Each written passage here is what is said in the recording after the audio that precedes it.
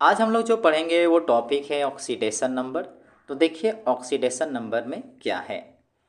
A less obvious example of electron transfer is realized when hydrogen combines with oxygen to form water by the reaction hydrogen combined with oxygen to form water.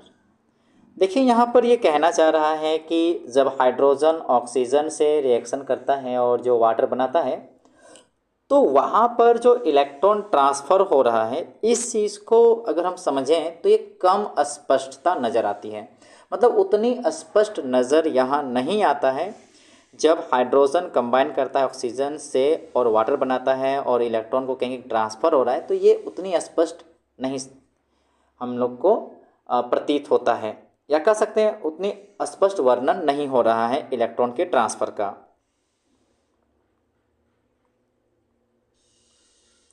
Though not simple in its approach, yet we can visualize the H atom as going from a neutral state in H2 to a positive state in H2O. The O atom यानी कि oxygen atom goes from a zero state in O2 to di-negative state in H2O.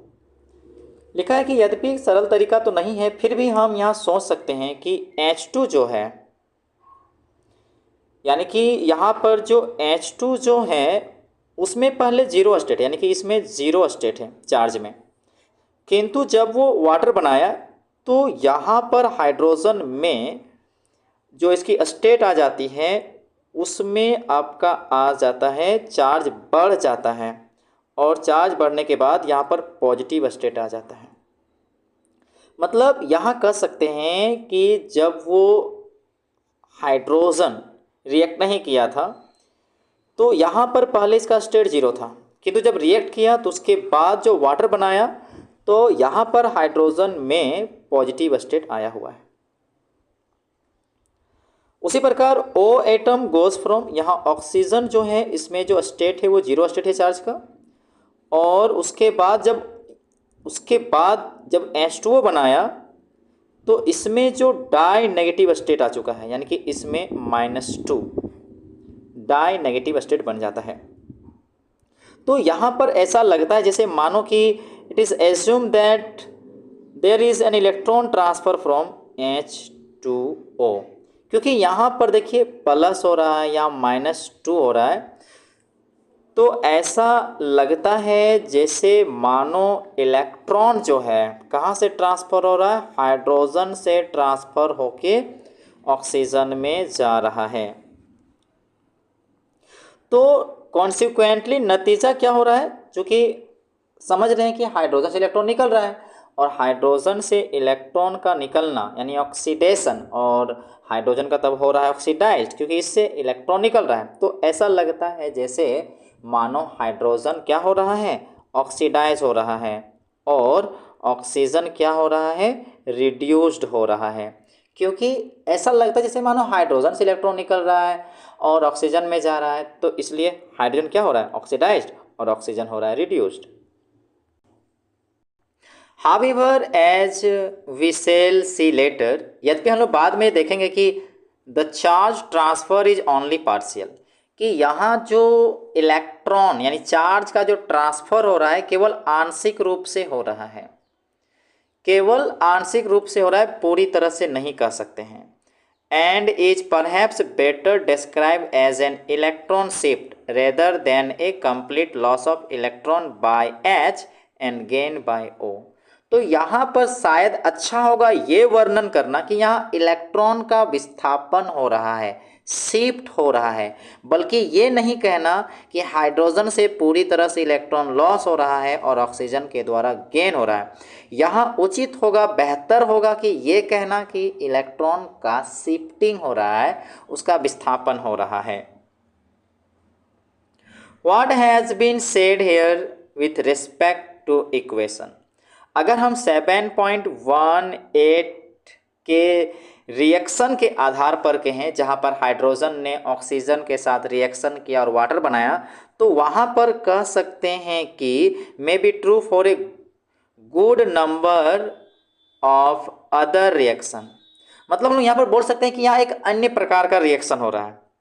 इस reaction को देखते हुए यानी कि 7.18 को ध्यान में रखते हुए, इस चार्ज को ध्यान में रखते हुए इस रिएक्शन पर देखें तो हम कह सकते हैं कि यहाँ पर एक अलग प्रकार का रिएक्शन हो रहा है, और जिसमें इन्वॉल्विंग कोवैलेंट कंपाउंड, और किसका निर्माण हो रहा है? कोवैलेंट कंपाउंड का निर्माण हो रहा है।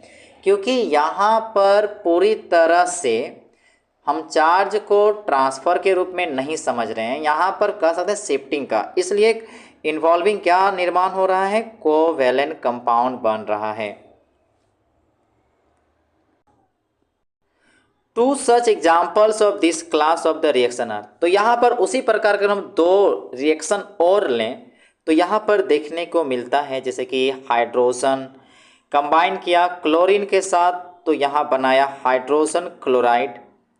उसके बाद मीथेन जब रिएक्शन किया क्लोरीन के साथ तो देखिए कार्बन टेट्रा क्लोराइड और हाइड्रोजन क्लोराइड बनाया है।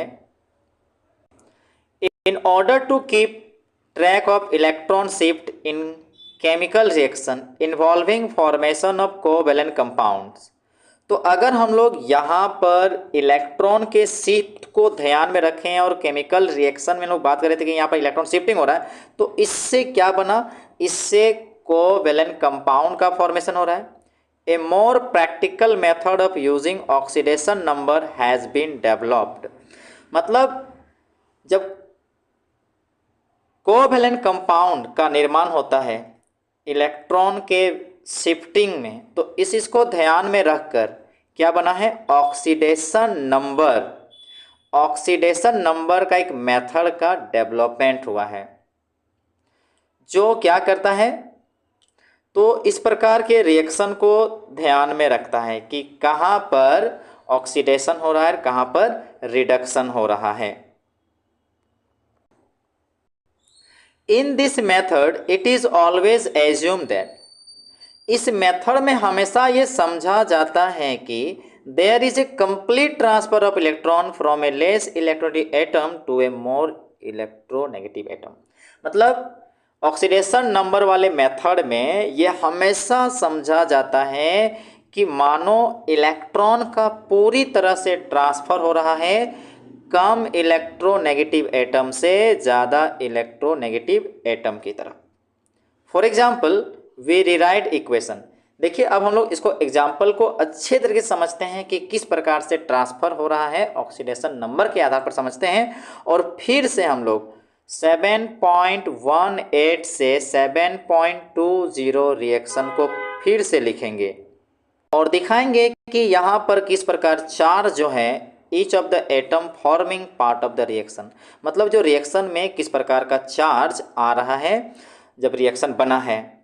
तो आइए समझते हैं। तो यहाँ देखिए फिर से ले रहे हैं, देखिए हाइड्रोजन रिएक्शन किया ऑक्सीजन के साथ तो कंबाइन होकर क्या बनाया था? वाटर बनाया था। तो यहाँ पर देखिए चार्ज यहाँ पर 0 है, यहाँ पर 0 है, यहाँ पर देखिए ये हाइड्रोजन के लिए यहाँ पर देखिए पॉजिटिव चार्ज आया है और ऑक्सीजन में देखिए नेगेटिव चार्ज आया है। उसी प्रकार दूसरे रिएक्शन पे देखिए हाइड्रोजन जब कंबाइन किया क्लोरीन के साथ तो हाइड्रोजन क्लोराइड बनाया है।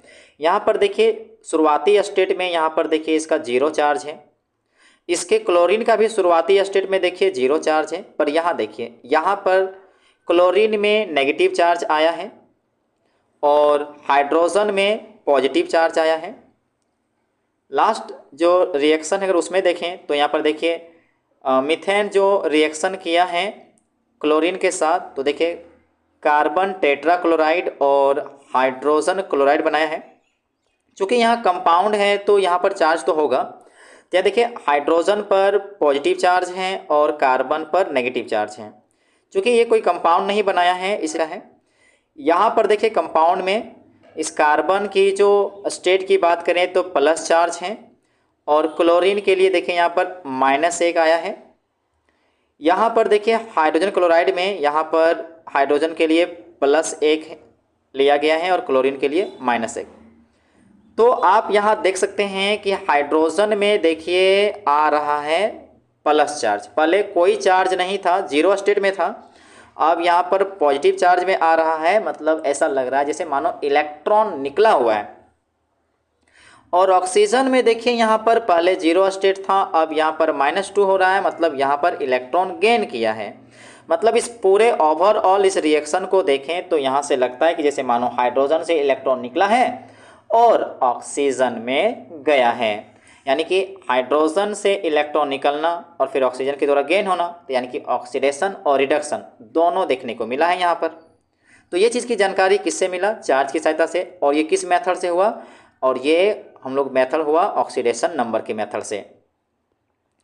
दूसरा में देखिए यहाँ पर हाइड्रोजन का जो स्टेट है शुरुआत में वो 0 है, बाद में कितना आया है? Positive state. तो 0 से पॉजिटिव स्टेट आया है, इसका मतलब यहाँ पर लग रहा है जैसे मानो इलेक्ट्रॉन निकला हुआ है। किंतु क्लोरीन में देखिए, क्लोरीन का पहले स्टेट कितना है? 0।